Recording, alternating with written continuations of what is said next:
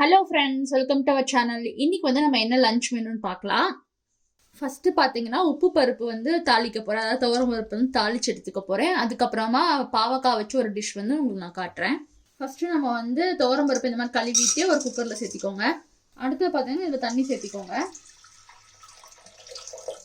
இப்போ இதில் தேவையான அளவு உப்பு சேர்த்திக்கோங்க. கொஞ்சமாக மஞ்சள் தூள் சேர்த்திக்கோங்க. ஒரு 1/4 ஸ்பூன் அளவுக்கு பெருங்காயத்தூள். அடுத்தது பார்த்தீங்கன்னா ஒரு தக்காளி இந்த மாதிரி கட் பண்ணி வச்சுக்கிறேன். இப்போ நம்ம அதை சேர்த்திடலாம். இப்போ நம்ம இதை மூடி வச்சு விசில் விட்டு இறக்கிக்கலாம். உங்கள் வீட்டு பருப்பு வந்து நீங்கள் எவ்வளோ விசில் வேணுமோ அதுக்கேற்ற மாதிரி விட்டுக்கோங்க. நான் வந்து ஒரு 5-6 விசில் விட்டால் தான் கொஞ்சம் நல்லா வேகும் இங்கே கிடைக்கிற பருப்பு. இன்னொரு பக்கம் பார்த்தீங்கன்னா பால் வந்து காய வச்சுக்கிறேன். அடுத்தது பார்த்தீங்கன்னா நம்ம வந்து பாவக்காயை ஃப்ரை பண்ணிக்கலாம். அதுக்கு ஒரு கடாய் வச்சுக்கோங்க. அதில் 1 ஸ்பூன் எண்ணெய் சேர்த்திக்கோங்க. இன்னைக்கு வந்து நம்ம பாவக்காய் தொக்கு மாதிரி பண்ண போகிறோம். எண்ணெய் நல்லா சூடாயிடுச்சு. அடுத்து வந்து ஒரு 1/2 ஸ்பூன் கடுகு சேர்த்திக்கோங்க. 1 ஸ்பூன் சீரகம். அடுத்தது ஒரு பெரிய வெங்காயத்தை இந்த மாதிரி பொடியாக கட் பண்ணி வச்சுக்கிறேன். இப்போ நம்ம சேர்த்திடலாம். இப்போ இது லைட்டாக ஃப்ரை பண்ணிக்கோங்க. இப்போ இதில் ஒரு 1/4 ஸ்பூன் மஞ்சள் தூள், 1 ஸ்பூன் மிளகாய் தூள், 1.5 ஸ்பூன் இல்லைன்னா ஒரு 2 ஸ்பூன் வரைக்கும் மல்லித்தூள் சேர்த்திக்கோங்க.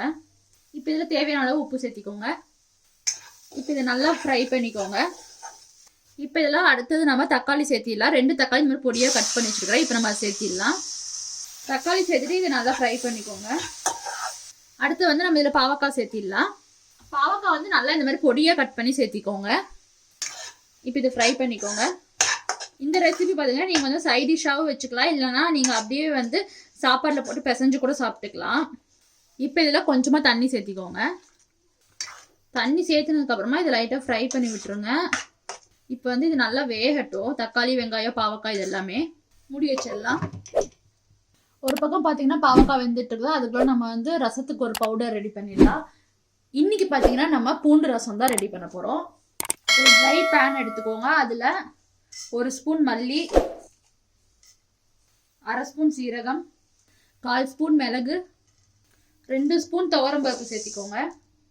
இப்போ இதை லைட்டாக ஃப்ரை பண்ணிக்கோங்க. அடுத்து பார்த்தீங்கன்னா 2 காஞ்ச மிளகாய் சேர்த்திக்கோங்க. கொஞ்சமாக கருவேப்பிலை இலை. இப்போ இது எல்லாத்தையும் நல்லா ஃப்ரை பண்ணிக்கோங்க. நல்லா ரோஸ்ட் ஆகட்டும். அவ்வளோதான். இப்போ பார்த்தீங்கன்னா இது நல்லா ரோஸ்ட் ஆயிடுச்சு. இப்போ இதை ஆற வச்சுட்டு ஒரு மிக்ஸி ஜாரில் போட்டு பவுடராக ரெடி பண்ணி எடுத்துக்கோங்க. ஒரு பக்கம் பார்த்தீங்கன்னா பாவக்காய் ரெடி ஆகிட்டு இருக்குது. அதுக்குள்ளே நம்ம இன்னொரு பக்கம் பருப்பை தாளிச்சு எடுத்துக்கலாம். நெய் பருப்பு. அதுக்கு ஒரு கடாயை வச்சுக்கோங்க. அதில் ஒரு 2 ஸ்பூன் அளவுக்கு எண்ணெய் சேர்த்திக்கோங்க. இப்போ இதில் ஒரு 1/2 ஸ்பூன் கடுகு. இப்போ இதில் கொஞ்சமாக கருவேப்பிலை சேர்த்திக்கோங்க. 2 காஞ்ச மிளகாய் சேர்த்திக்கோங்க. அடுத்து பார்த்தீங்கன்னா ஒரு 2-3 பல்லு பூண்டு இந்த மாதிரி தட்டி இப்போ வந்து இதில் சேர்த்திக்கோங்க. அதுக்கப்புறமா நம்ம பருப்பு வேக சேர்த்துக்கிறோம்ல, துவரம் பருப்பு. இப்போ அதை சேர்த்திலாம் நல்லா கடைஞ்சி எடுத்துக்கோங்க. அடுத்தது குக்கரை வாஷ் பண்ணி அதில் இருக்கிற தண்ணியவே அப்படி சேர்த்திக்கிறேன். இப்போ வந்து இதை நல்லா மிக்ஸ் பண்ணி விட்டுருங்க. நீங்கள் வந்து கொஞ்சம் கெட்டியாக வேணா கெட்டியாக பண்ணிக்கோங்க. நாங்கள் வந்து கொஞ்சம் தண்ணியாட்டு தான் வைப்போம், ரொம்ப கெட்டியாக பண்ண மாட்டோம். கெட்டியாக வேணும்னா கொஞ்சமாக மட்டும் தண்ணி சேர்த்திக்கோங்க. இப்போ பார்த்தீங்கன்னா பருப்பு வந்து நல்லா வெந்துருச்சு. இப்போ லாஸ்ட்டாக கொஞ்சமாக கொத்தமல்லி இலை மட்டும் சேர்த்திக்கோங்க. உப்பு வந்து நம்ம ஏற்கனவே வேக வைக்கும்போது போட்டுருக்கோம். நீங்கள் டேஸ்ட் பண்ணி பார்த்துட்டு பத்தலைனா மட்டும் சேர்த்திக்கோங்க.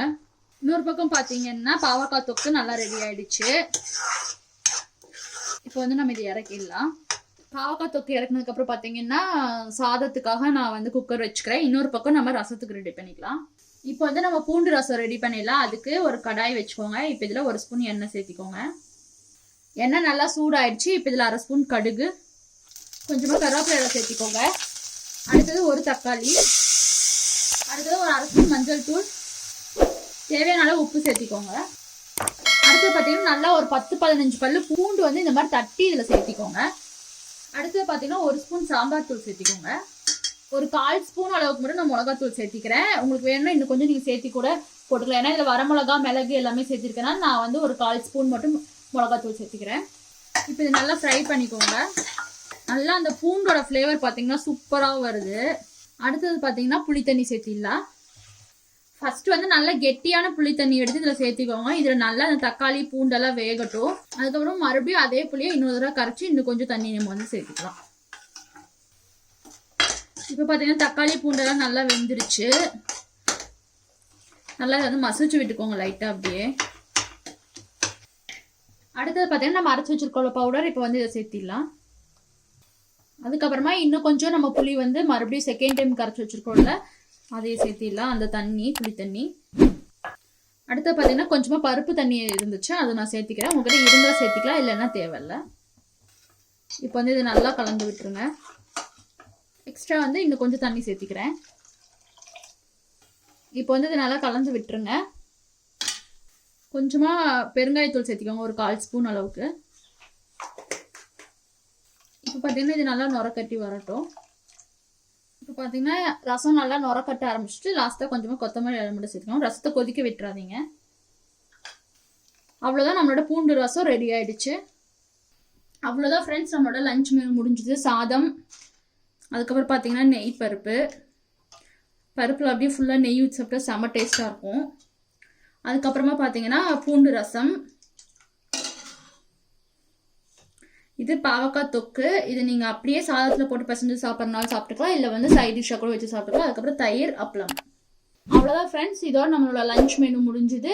இந்த வீடியோ உங்களுக்கு பிடிச்சிருக்குன்னு நினைக்கிறேன். பிடிச்சிருந்தா லைக் பண்ணுங்கள். மறுபடியும் நம்ம அடுத்த வீடியோவில் பார்க்கலாம்.